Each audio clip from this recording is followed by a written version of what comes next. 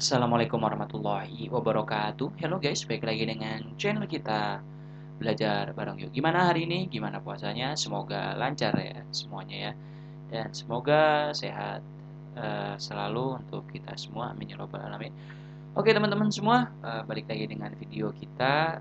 Di video kali ini kita akan membahas ya bagian lampiran dari peraturan Menteri Lingkungan Hidup dan Kehutanan Nomor 5 Tahun 2021 tentang tata cara penerbitan persetujuan teknis dan surat kelayakan operasional bidang pengendalian pencemaran lingkungan. Nah, ini lampiran satunya ya tentang tata cara penapisan secara mandiri. Nah, ini teman-teman bisa lihat di lampiran satu ini terkait dengan pasal 5 ya. Terkait dengan pasal 5 yang mana dia menjelaskan bahwa di pasal 5 ayat satunya penapisan secara mandiri ya dilakukan untuk menentukan kelengkapan permohonan persetujuan teknis berupa kajian teknis atau standar teknis yang ditetapkan oleh pemerintah. Kemudian ayat 2-nya standar teknis yang ditetapkan oleh pemerintah sebagaimana dimaksud pada ayat 1 huruf B meliputi A. Baku mutu air limbah dan atau B. Standar teknologi. Ayat 3-nya dalam hasil penapisan secara mandiri menunjukkan rencana usaha dan atau kegiatan A wajib dilengkapi dengan kajian teknis penanggung jawab usaha dan atau kegiatan mulai menyusun kajian teknis atau B wajib memenuhi standar teknis yang ditetapkan oleh pemerintah penanggung jawab usaha dan atau kegiatan menyusun dokumen pemenuhan standar teknis. Dalam hal ayat 4-nya, dalam hal standar teknis yang ditetapkan oleh pemerintah sebagaimana pada ayat 2 belum tersedia, penanggung jawab usaha dan atau kegiatan menyusun kajian teknis. Nah, ayat kelimanya baru nih. Tata cara penapisan secara mandiri tercantum dalam lampiran 1 yang merupakan bagian yang tidak terpisahkan dari peraturan menteri ini. Oke. Jadi di sini teman-teman bisa melihat ya bahwa di sini ada ada lampiran satunya, kita bisa lihat tata cara penapisan secara mandirinya. Ya, di sini cukup jelas ya ini untuk A. Pembuangan air limbah ke badan air permukaan. Penapisan pembuangan air limbah ke badan air permukaan sebagaimana bagian alir di bawah ini. Ini penapisan persetujuan teknis pembuangan air limbah ke badan air permukaan.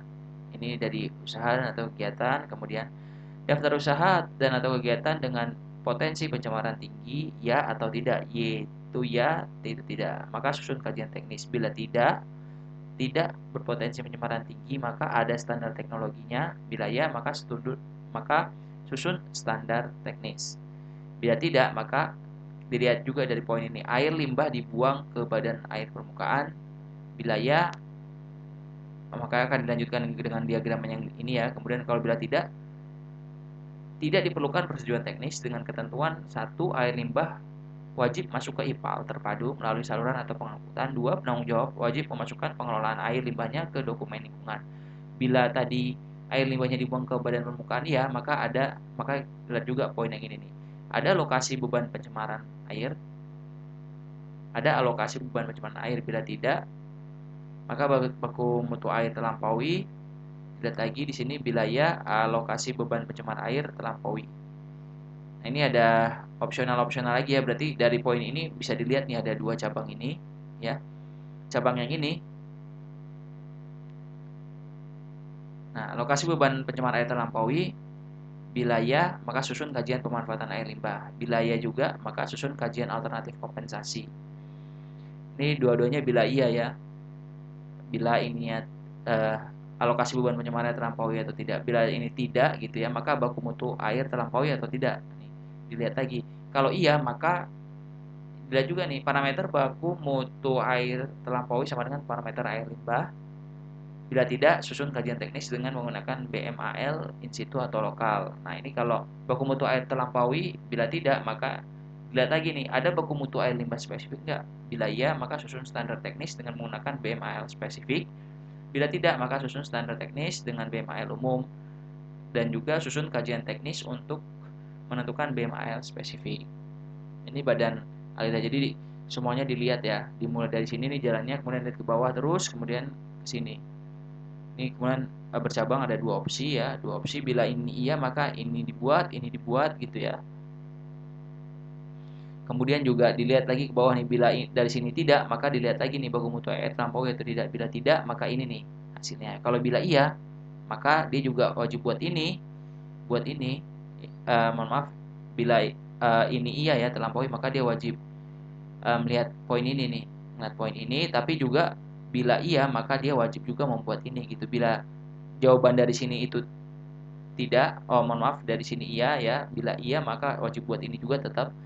Bila tidak, maka buat yang ini gitu teman-teman, cara bacanya. Dilihat aja ininya, arah panahnya kemana gitu ya. Kemudian tahap penapisan sebagai berikut. Pertanyaan 1, apakah usaha dan kegiatan termasuk daftar usaha dan kegiatan dengan potensi pencemaran air tinggi? Sebagaimana tabel di bawah ini ya. 1, bila ya, maka penanggung jawab usaha dan kegiatan wajib menyusun kajian teknis. Kajian teknis bagi usaha menengah dan kecil dapat dibantu pemerintah dan atau pemerintah daerah sesuai kewenangannya. Bila tidak, maka masuk ke pertanyaan kedua. Nah, ini tabel jenis usaha dan atau kegiatan berpotensi pencemaran air tinggi. Nah, ini bidang perindustrian. Untuk bidang perindustrian seperti ini, bisa teman-teman lihat. Apa aja yang tergolong berpotensi pencemaran air yang tinggi nih ya.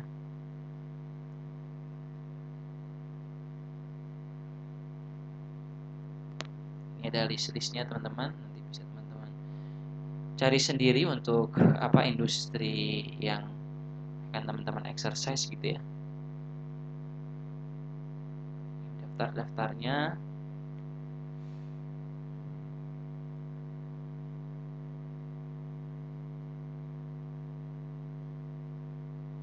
Ini untuk sektor ketenaga nukliran. Ini ada sektor ketenaga listrikan, ini ada sektor pertanian ya. Ini untuk CPO, crude palm oil nih. Ini yang D, ketenaga listrikan, contohnya seperti pembangkit tenaga listrik. Kemudian yang E, sektor energi dan sumber daya air mineral. Ini untuk pertambangan ya, pertambangan gas alam lah. Dan F ini ada sektor pariwisata ya. Kemudian pertanyaan kedua, apakah air limbahnya akan dibuang ke badan air permukaan? Bila ya, maka masuk pertanyaan ketiga.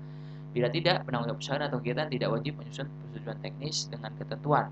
A. Air limbah wajib masuk ke instalasi pengelolaan air limbah terpadu ya, IPAL ya. Dan B. Penanggung jawab usaha atau kegiatan wajib memasukkan pengelolaan air limbahnya ke dokumen lingkungan. Pertanyaan ketiga, tadi kan bila yang pertanyaan kedua iya, maka pertanyaan ketiga nih. Pertanyaan ketiga, apakah pengelolaan air limbah bagi usaha dan atau kegiatan tersebut sudah ditetapkan standar teknologinya? Bila iya, maka penanggung jawab usaha dan atau kegiatan wajib menyusun standar teknisnya. Bila tidak, masuk pertanyaan 4. Pertanyaan keempat, apakah badan air permukaan sebagai badan penerima air limbah telah ditetapkan alokasi beban pencemar airnya? Bila ya, maka masuk pertanyaan 5. Bila tidak, masuk ke pertanyaan 6 nih. Bercabang nih berarti ya. Sama aja sih sebenarnya ini kayak diagram yang tadi itu ya, diagram alir yang tadi. Cuman ini diperjelas satu persatu gitu ya. Untuk tahap-tahapannya.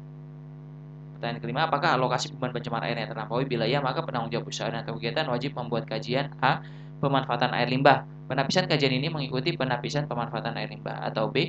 Alternatif kompensasi dalam upaya penurunan beban pencemaran air pada sektor lain. Poin keduanya, bila tidak, masuk pertanyaan ke-6. Pertanyaan ke-6, apakah baku mutu air pada badan air permukaan sebagai badan air penerima air limbah terlampaui? Bila ya, masuk pertanyaan 7. Bila tidak, masuk pertanyaan 8. Pertanyaan ketujuhnya, apakah parameter baku mutu air yang terlampaui sama dengan parameter kunci air limbah yang akan dibuang ke badan air permukaan? Bila ya, maka penanggung jawab usaha dan kegiatan wajib membuat kajian A. Pemanfaatan air limbah. Penapisan kajian ini mengikuti penapisan pemanfaatan air limbah. Atau B. Alternatif kompensasi dalam upaya penurunan beban pencemaran air pada sektor lain. Bila tidak, maka penanggung jawab usaha dan atau kegiatan wajib membuat kajian teknis dengan menggunakan baku mutu air limbah in situ atau lokal berdasarkan hasil perhitungan yang mempertimbangkan baku mutu air. Pertanyaan ke-8, apakah usaha dan kegiatan sudah ada baku mutu air limbah spesifik yang ditetapkan oleh Menteri? Bila ya, maka penanggung jawab usaha dan atau kegiatan wajib membuat standar teknis sesuai baku mutu air limbah spesifik. Bila tidak, maka penanggung jawab usaha dan atau kegiatan wajib menyusun A. Standar teknis dengan baku mutu air limbah umum. Atau B. Kajian teknis untuk menentukan baku mutu air limbah spesifik sesuai karakteristik air limbahnya. Poin kedua, pembuangan air limbah ke formasi tertentu. Setiap usaha dan atau kegiatan yang melakukan pembuangan air limbah ke formasi tertentu wajib menyusun kajian teknis. Ayat ketiganya, pemanfaatan air limbah. Pemanfaatan air limbah untuk aplikasi ke tanah. Penapisan pemanfaatan air limbah untuk aplikasi ke tanah sebagai mana bagian alir di bawah ini. bagian alir di bawah ini, sorry. Nah, ini bagian alirnya untuk pengaplikasian ke tanah nih. Lihat usaha dan atau kegiatannya, apakah air limbah infeksius? Bila ya, maka susun kajian teknis. Bila tidak, untuk proses utama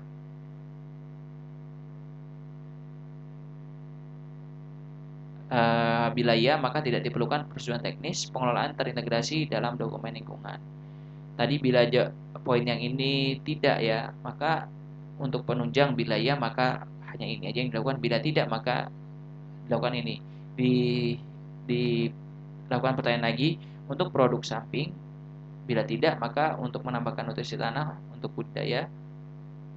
Nah, ini bisa teman-teman lihat ya. Bila dari sini ke sini tidak, maka bila iya, maka susun kajian teknis. Bila ini tidak, untuk penyiraman dan penyucian. Bila tidak, maka buat ini ya. Bila iya, maka susun standar teknis. Kita lihat nih penjabarannya satu-satu. Pertanyaan 1 ya. Apakah air limbah yang akan dimanfaatkan mengandung polutan infeksius? Bila ya, penanggung jawab usaha dan kegiatan wajib menyusun kajian teknis. Ya. Bila ya, maka penanggung jawab usaha tadi menyusun kajian teknis. Bila tidak, masuk pertanyaan kedua. Pertanyaan keduanya, apakah air limbah akan dimanfaatkan untuk proses? Bila ya, maka penanggung jawab usaha dan kegiatan tidak diperlukan persetujuan teknis. Pengelolaan air limbah terintegrasi dalam dokumen lingkungan. Bila tidak, maka masuk pertanyaan ketiga. Di pertanyaan ketiga, apakah air limbah akan dimanfaatkan untuk penunjang? Bila ya, maka penanggung jawab usaha dan kegiatan tidak diperlukan persetujuan teknis. Pengelolaan air limbah terintegrasi dalam dokumen lingkungan. Bila tidak, masuk pertanyaan keempat. Pertanyaan keempatnya, apakah air limbah akan dimanfaatkan untuk produk samping? Bila ya, maka penanggung jawab usaha dan atau kegiatan tidak diperlukan persetujuan teknis. Pengelolaan air limbah terintegrasi dalam dokumen lingkungan. Poin keduanya, bila tidak, maka masuk pertanyaan kelima. Pertanyaan kelimanya, apakah air limbah akan dimanfaatkan untuk menambah nutrisi pada tanah? Bila ya, maka penanggung jawab usaha dan kegiatan wajib menyusun kajian teknisnya. Bila tidak, masuk pertanyaan keenam. Pertanyaan keenamnya, apakah air limbah akan dimanfaatkan untuk penyiraman dan pencucian? Bila ya, maka penanggung jawab usaha dan kegiatan wajib menyusun standar teknis. Bila tidak, penanggung jawab usaha dan kegiatan wajib menyusun kajian teknis. Yang keempat, pemanfaatan air limbah ke formasi tertentu. Penapisan pemanfaatan air limbah ke formasi tertentu sebagaimana bagian alir di bawah ini. Usaha atau kegiatan air limbah dikembalikan untuk proses. Bila ya, maka tidak diperlukan persetujuan teknis. Pengelolaan terintegrasi dalam dokumen lingkungan. Bila tidak, untuk menahan intrusi air laut. Bila ya, maka susun kajian teknis. Bila tidak, untuk imbuhan air tanah dengan injeksi. Bila ya, maka susun kajian teknisnya. Bila tidak, ditanyakan lagi, diresapkan ke formasi tertentu. Bila ya, maka susun kajian teknis lagi. Bila tidak lagi di sininya, maka dilihat lagi, diserapkan di permukaan tanah. Bila tidak, maka susun kajian teknis. Bila ya, maka susun standar teknis. Nah, ini sama ya penjabarannya kayak ini, teman-teman bisa teman-teman baca sendiri. Itu untuk ke formasi tertentu. Nah, ini yang kelima untuk pembuangan air limbah ke laut ya. Diagram alirnya nih seperti ini. Dilihat daftar usaha dan atau kegiatan dalam KBLI ya. Kemudian poin selanjutnya dilihat lagi daftar usaha dengan kajian teknis dan tidak ada dalam daftar usaha dengan standar teknis. Bila ya, maka buat kajian teknisnya. Bila tidak, ini dilihat lagi bagaimana karakteristik air limbah mengandung parameter toksik. Bila tidak, maka dilihat lokasi berdekatan dengan area sensitif. Bila iya, dan bila jawaban ini iya, maka buat kajian teknis. Bila mengandung parameter toksik, maka buat kajian teknis. Bila lokasi berdekatan dengan area sensitif tidak jawabannya, maka dilihat daya bilas air laut rendah. Bila iya, maka buat kajian teknis. Bila tidak, dilihat lagi mutu air melebihi baku mutu air laut. Bila tidak, maka baku mutu air limbah belum sesuai. Dilanjutkan dengan pertanyaan selanjutnya. Bila iya tadi di pertanyaan yang ini, maka buat kajian teknis. Nah, di sini bila tidak tadi ya, baku mutu air limbah belum spesifik. Bila iya, maka buat kajian teknis. Bila tidak, maka dibuatlah standar teknis. Klasifikasi baku lapangan usaha Indonesia untuk pembuangan air limbah ke laut. Nah, ini tabel daftar usaha dan kegiatan dengan kajian teknis seperti ini ya. Ini ada tabelnya, matriksnya, ada nomor KBRI-nya, kode KBRI, kemudian deskripsinya apa, kegiatan dari kode KBRI-nya ini. Bisa teman-teman baca sendiri di sini untuk lebih lengkapnya. Kita lanjutkan lagi ya.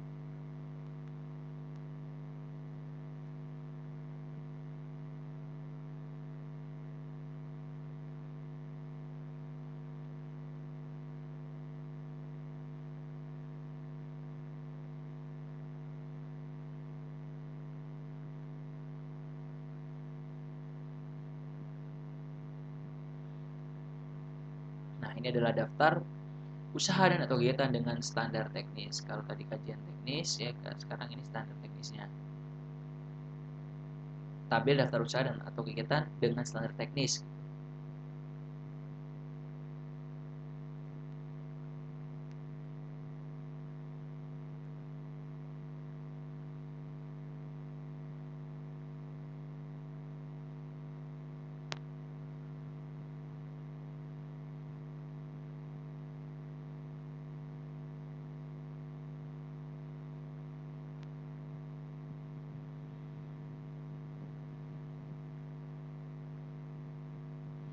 Kemudian ini lampiran kedua tentang tata cara penyusunan kajian teknis.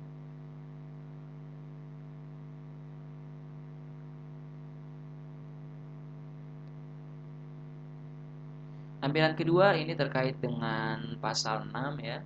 Pasal 6 ini ayat 1-nya berbunyi, kajian teknis sebagaimana dimaksud dalam pasal 5 ayat 3 huruf A disusun berdasarkan kegiatan pembuangan dan atau pemanfaatan air limbah dan memuat A. standar teknis pemenuhan baku mutu air limbah ya, dan B. internalisasi biaya lingkungan. Ayat keduanya, ketentuan mengenai muatan kajian teknis sebagaimana dimaksud pada ayat 1 tercantum dalam lampiran 2 yang merupakan bagian tidak terpisahkan dari peraturan menteri ini. Nah, ini lampiran keduanya, tata cara penyusunan kajian teknis. Tata cara di bawah ini sebagai acuan penanggung jawab usaha atau kegiatan yang telah melakukan penapisan secara mandiri dengan hasil perlu menyusun kajian teknis. Adapun muatan teknis untuk masing-masing kajian teknis disesuaikan dengan jenis usaha dan atau kegiatan sebagai berikut. A. Pembuangan air limbah ke badan air permukaan. Ayat 1. Standar teknis pemenuhan baku mutu air limbah meliputi A. Deskripsi kegiatannya, 1. Jenis dan kapasitas usaha dan atau kegiatan. Bagian ini menguraikan jenis dan kapasitas dari usaha dan atau kegiatan yang direncanakan, misalnya kapasitas produksi, jumlah kamar, dan lain-lain tergantung jenis usaha dan atau kegiatannya. 2. Jenis dan jumlah bahan baku dan atau bahan penolong yang digunakan. Bagian ini menguraikan jenis dan jumlah bahan baku dan atau bahan penolong yang digunakan dalam proses usaha dan atau kegiatan. Hal ini diperlukan untuk melihat karakteristik air limbahnya. Ayat 3. Proses usaha dan atau kegiatan yang direncanakan, termasuk kegiatan penunjang yang berpotensi menghasilkan air limbah. Bagian ini menguraikan A. Proses utama dan proses penunjang usaha dan atau kegiatan secara keseluruhan.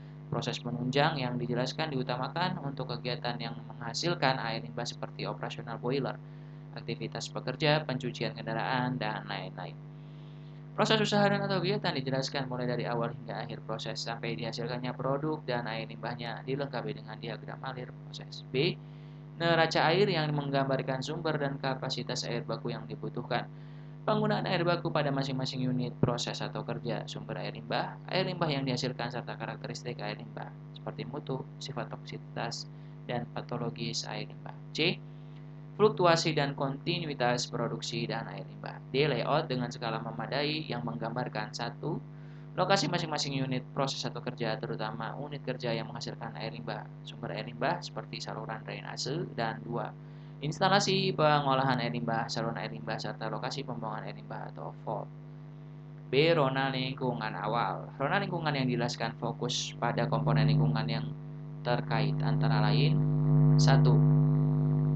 Perhitungan kapasitas instalasi pengolahan air limbah. Itu komponen lingkungan yang diperlukan dalam perhitungan kapasitas instalasi pengolahan air limbah seperti curah hujan, terutama untuk usaha atau kegiatan yang mempunyai area terbuka dan luas, serta air limbah yang dihasilkan dipengaruhi oleh air hujan, misalnya pertambangan, kilang minyak, petrokimia. 2. Keperluan perhitungan perakhiran dampak. Komponen lingkungan ini misalnya untuk model numerik antara lain suhu udara, kecepatan angin, titik embun, dan intensitas radiasi matahari. Nomor 3. Komponen lingkungan yang terkena dampak. Komponen lingkungan yang terkena dampak antara lain badan air permukaan sebagai badan air penerima air limbah. Jelaskan jenis badan air permukaannya antara lain saluran air limbah, kanal, sungai, danau, rawa, dan lain-lain. Air limbah yang direncanakan tidak diperbolehkan dibuang pada saluran drainase, saluran irigasi, saluran air baku, air minum, atau saluran dengan peruntukan tertentu, karena saluran tersebut tidak diperuntukkan sebagai badan air penerima air limbah.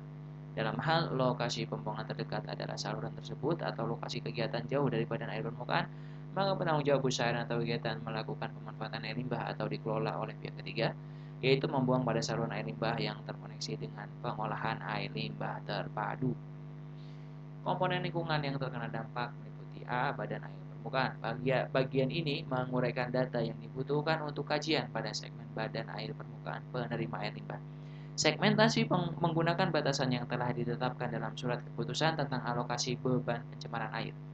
Dalam hal alokasi beban pencemaran air belum ditetapkan, maka wilayah kajian menggunakan batasan hulu atau upstream dan hilir downstream untuk sungai dan sejenisnya terhadap lokasi rencana pembuangan air limbah. Sedangkan untuk danau dan sejenisnya menggunakan prediksi sebaran polutan. Data yang diperlukan antara lain 1. Mutu air. Bagian ini menguraikan A. Parameter mutu air. Parameter yang digunakan adalah parameter sebagaimana tercantum dalam baku mutu air nasional dalam hasil contoh uji dibandingkan dengan baku mutu air nasional. Dalam hal baku mutu air pada badan air permukaan, sebagai penerima air limbah belum ditetapkan, maka menggunakan baku mutu air kelas 2. Bagi usaha dan kegiatan yang akan membuang air limbahnya di danau dan sejenisnya ditambahkan status tropik. B. Lokasi pengambilan contoh uji. Penetapan lokasi titik pengambilan contoh uji ditetapkan berdasarkan pada 1. Lokasi pembuangan air limbah atau outfall di sungai dan sejenisnya. Bagian hulu, titik pengambilan contoh uji diambil di antara lokasi pembuangan air limbah usaha dan kegiatan di sekitar yang telah beroperasi di bagian hulu dengan rencana pembuangan air limbah usaha dan kegiatannya. Bagian hilir adalah titik pengambilan contoh uji diambil sebelum lokasi pembuangan air limbah usaha dan kegiatan di sekitar yang telah beroperasi di bagian hilir. Lokasi hasil prediksi persebaran polutan di danau dan sejenisnya. Yang 2, debit ya. Bagian ini menguraikan debit badan air permukaan yang mencakup debit bagian hulu upstream dan hilir downstream terhadap fluktuasi, termasuk fluktuasinya. Data mutu air dan debit A harus mewakili musim hujan dan musim kemarau, B harus mewakili data pada saat pasang dan surut. Untuk lokasi yang terpengaruh pasang surut dan atau C dapat menggunakan data primer maupun sekunder. 3. Alokasi beban pencemar air. Dan bagian ini menguraikan A. Ada atau tidaknya keputusan Menteri, Gubernur, Bupati, Wali Kota tentang alokasi beban pencemar air untuk badan air permukaan yang digunakan sebagai badan air penerima air limbah. B. Terlampauinya atau tidaknya alokasi beban pencemar air, dan atau C. Besaran alokasi beban pencemar air yang tersedia atau terlampaui untuk masing-masing sektor. Keempat, ada mutu sedimen ya. Untuk usaha atau kegiatan yang mempunyai potensi pencemaran yang tinggi, diperlukan data mutu sedimen. Lokasi pengambilan contoh uji dilakukan pada lokasi kontrol dan lokasi yang diperkirakan akan terjadi akumulasi sedimen pada badan air pencemaran penerima air limbah.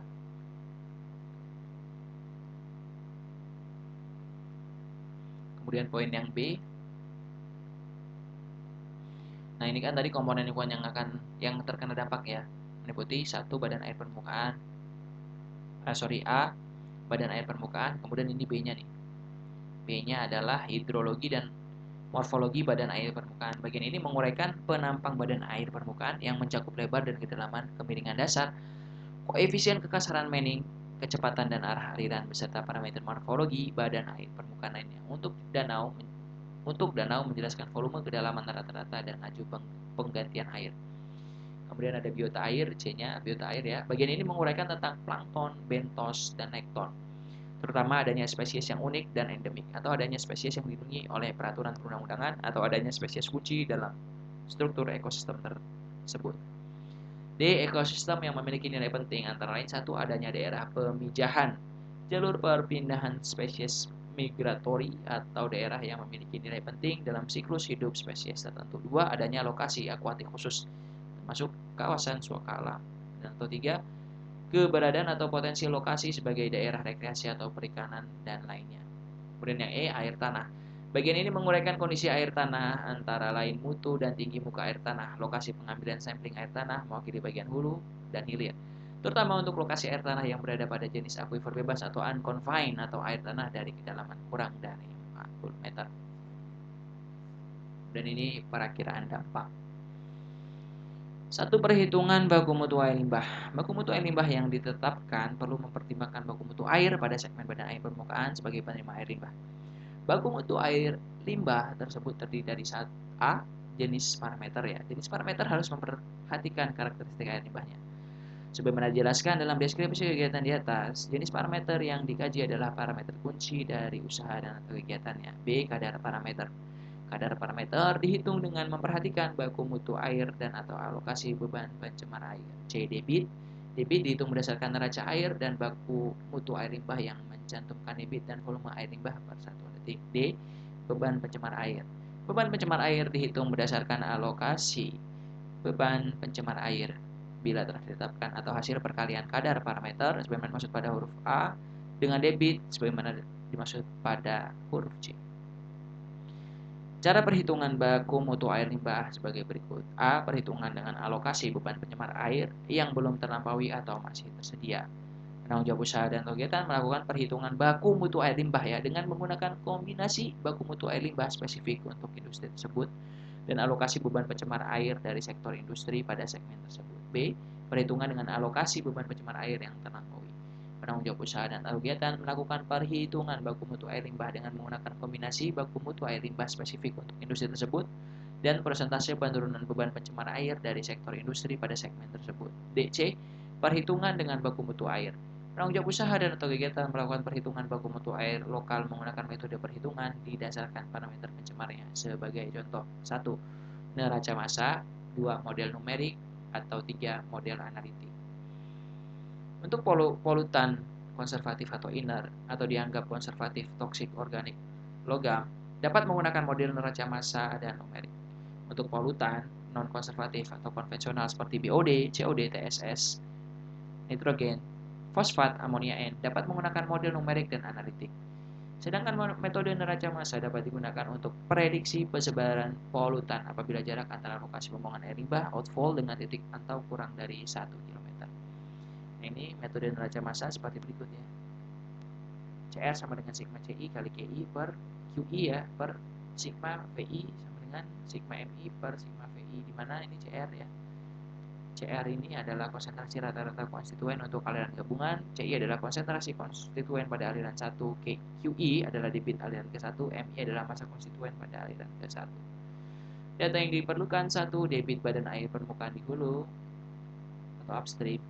Lokasi pembuangan air limbah termasuk fluktuasinya. 2. Data mutu air badan air permukaan hulu upstream dan hilir downstream lokasi pembuangan air limbah. Kemudian ada model numerik ya. Model numerik pemodelan mutu air dimulai dengan cara model yang cocok untuk diaplikasikan pada suatu badan air permukaan. Model tersebut sebaiknya sederhana dengan input yang diperlukan tidak banyak, namun hasil yang diperoleh cukup akurat. Model mutu air yang dikenal contohnya adalah kual 2KW ya, kual 2K, kemudian WASP, HECRAS, mod kual dan CE kual W2 yang mensimulasikan proses adveksi, dispersi dan reaksi kinetik pada badan air permukaan. Data dan informasi yang diperlukan: 1.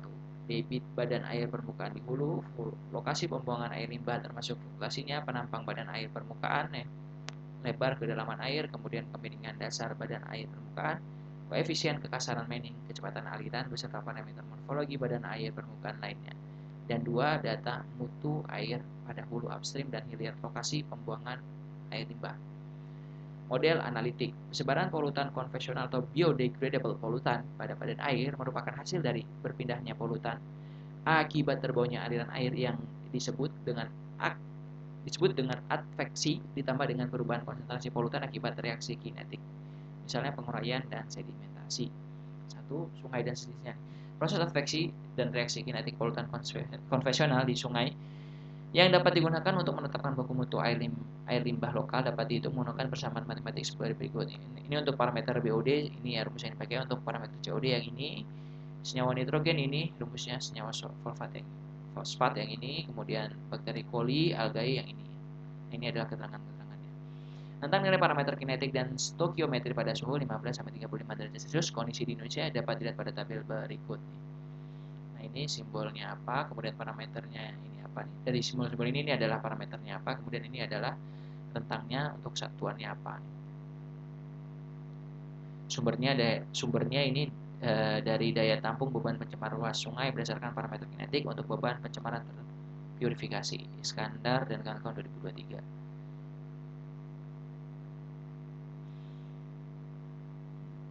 Kemudian yang keduanya ada danau dan sejenisnya, persebaran polutan konvensional khususnya parameter fosfat di danau, waduk situ dan sejenisnya yang dapat digunakan untuk menentukan baku mutu air limbah lokal dapat dihitung menggunakan persamaan matematika berikut ini.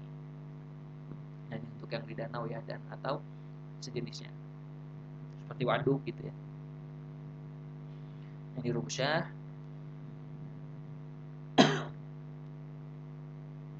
Kemudian yang kedua, sebaran air limbah. Kajian atau model sebaran air limbah sebagaimana dimaksud di atas dapat menggunakan beberapa hal sebagai berikut.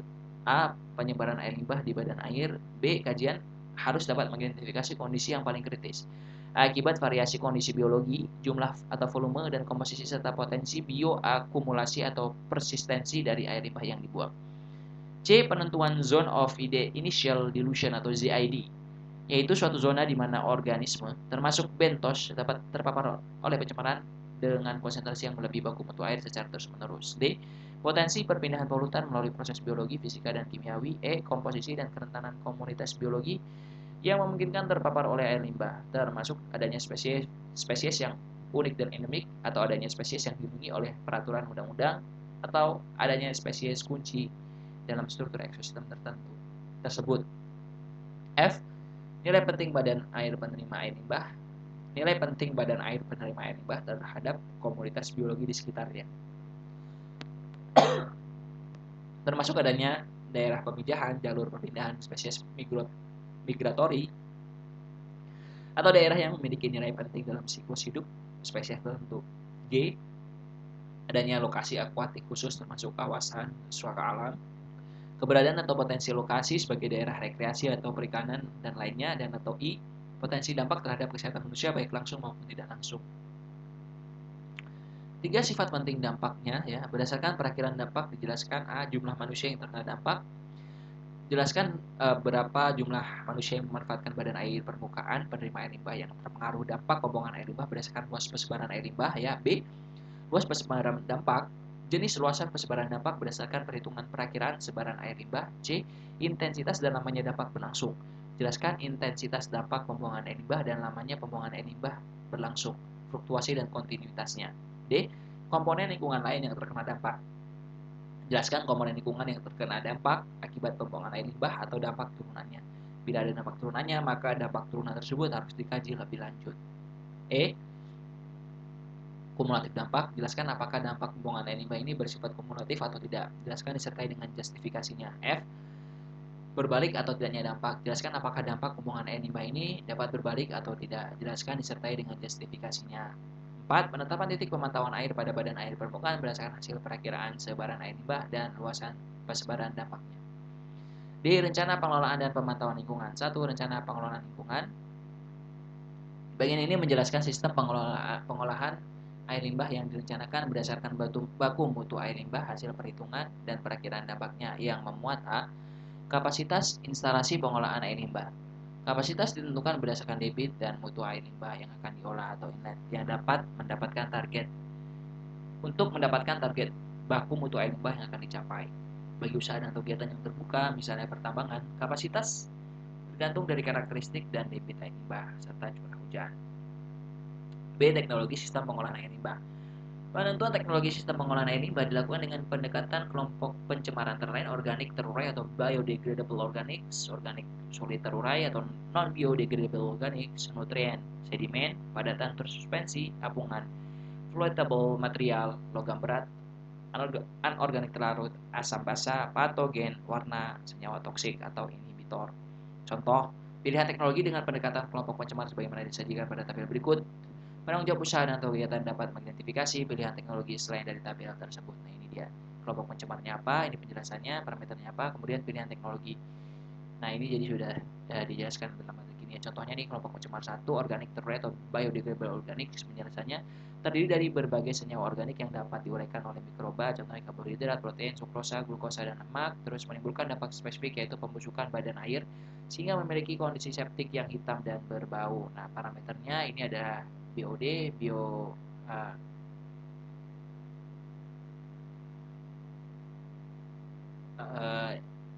parameter BOD ya. Kemudian pilihan teknologinya umumnya diolah dengan metode mikrobiologis baik aerob maupun anaerob.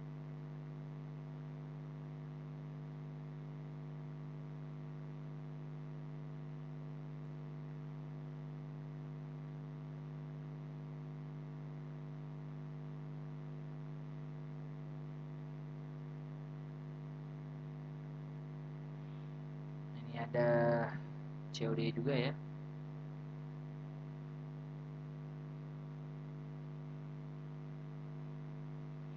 Ada TSS juga di sini. Tadi saya lihat nih, total suspended solid.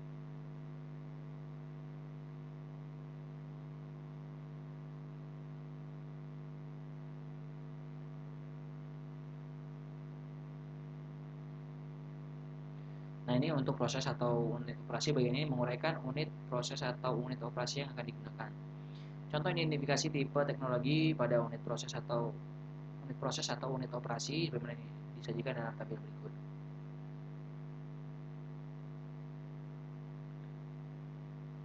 Ini ada unit proses atau unit operasi ini ada screening, contohnya parameter desain, lebar bukaan, opening, head loss, velocity-nya berapa, tipe teknologi apa, ada bar screen, ada mechanic screen, rotary screen, arc screen, basket screen, dan lain-lain. Kemudian ada grease trap atau oil removal, waktu tinggal, velocity-nya, parameter desainnya adalah waktu tinggal dan velocity, kecepatannya ya. Kemudian tipe teknologinya ada box cut, ada CPI, corrugated plate interceptor, ada oil water separator, dissolved air flotation, kemudian ada ekualisasi ya, dan neutralisasi, koagulasi juga ada nih. Jadi teman-teman bisa lihat di sini adalah unit operasi atau unit prosesnya apa, kemudian tipe teknologinya apa, kemudian parameter desainnya yang dibutuhkan untuk si unit proses dan unit operasinya ini adalah apa gitu ya, di parameter desainnya yang perlu untuk dipertimbangkan.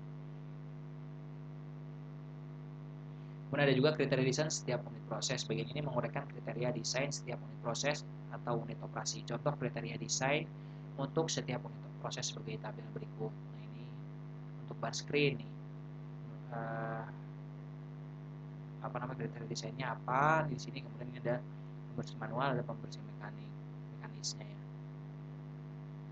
Saringan halus, ada proses koagulasi, ini ada waktu tinggalnya berapa lama, ada pengadukan cepatnya seberapa besar, rotation per minute-nya berapa, ini ada semua.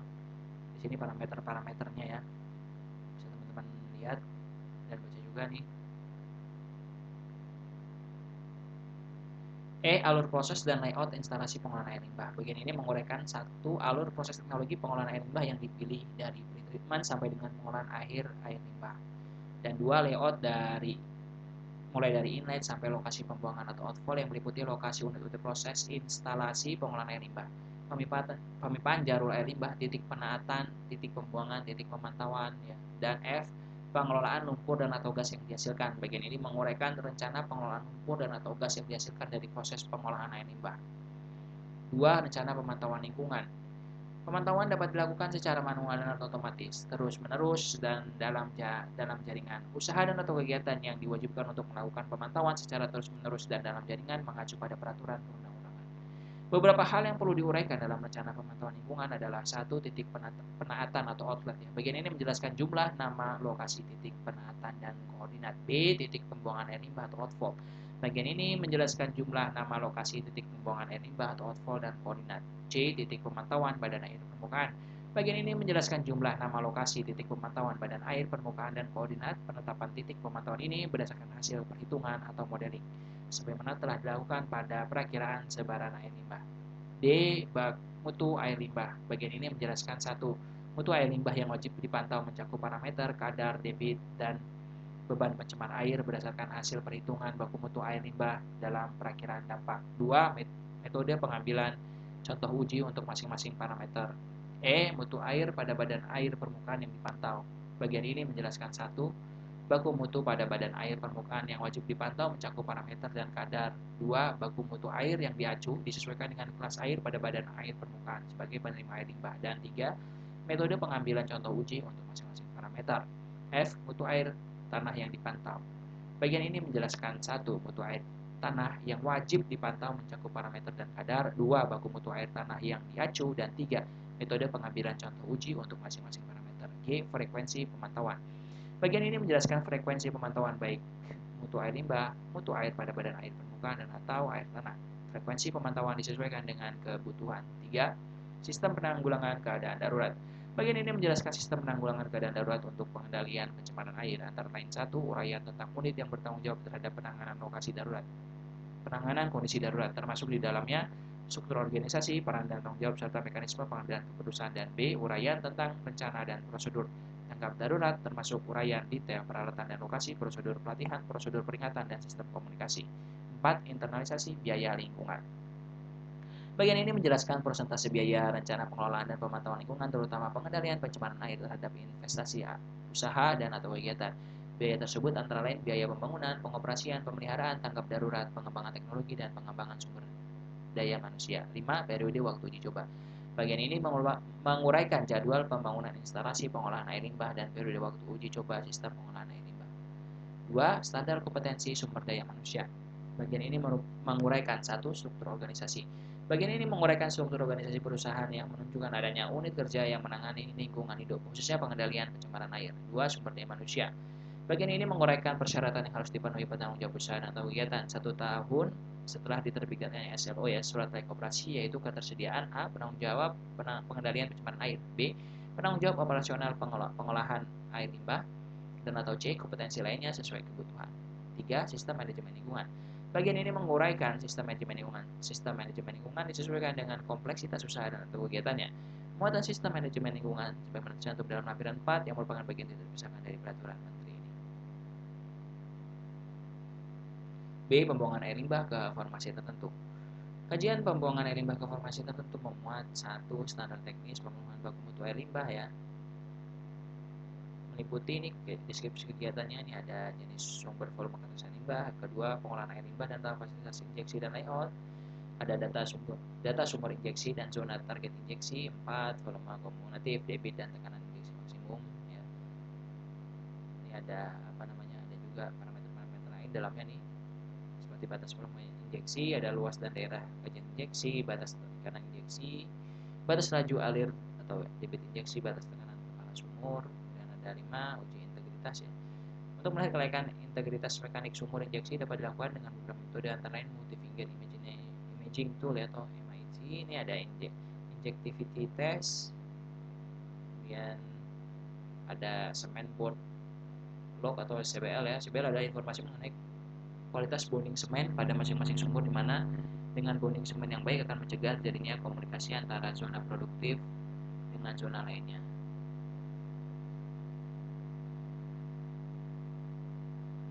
Kemudian juga ada juga aspek kronologi lingkungan awal ya, kemudian perakiraan dampak,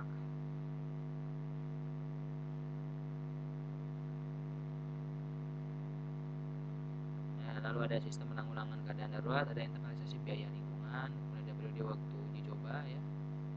Lalu 2. Standar kompetensi sumber daya manusia. Bagian ini menguraikan ini sumber organisasi, ada sumber daya manusia, sistem manajemen lingkungan, kemudian pemanfaatan air limbah ke formasi tertentu.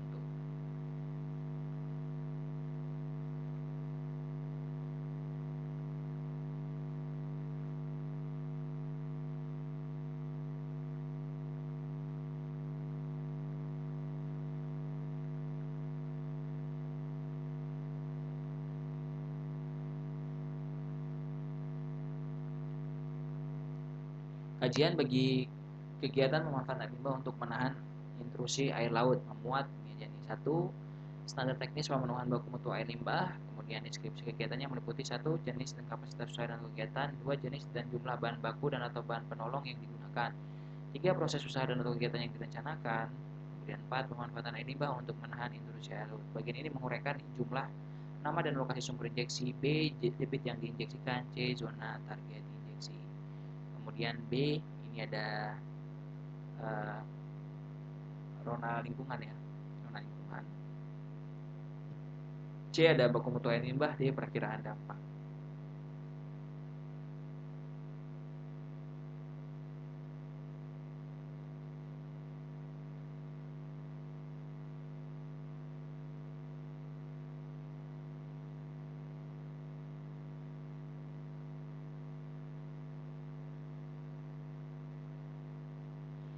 Kemudian ada D pemanfaatan air limbah untuk aplikasi ke tanah ya.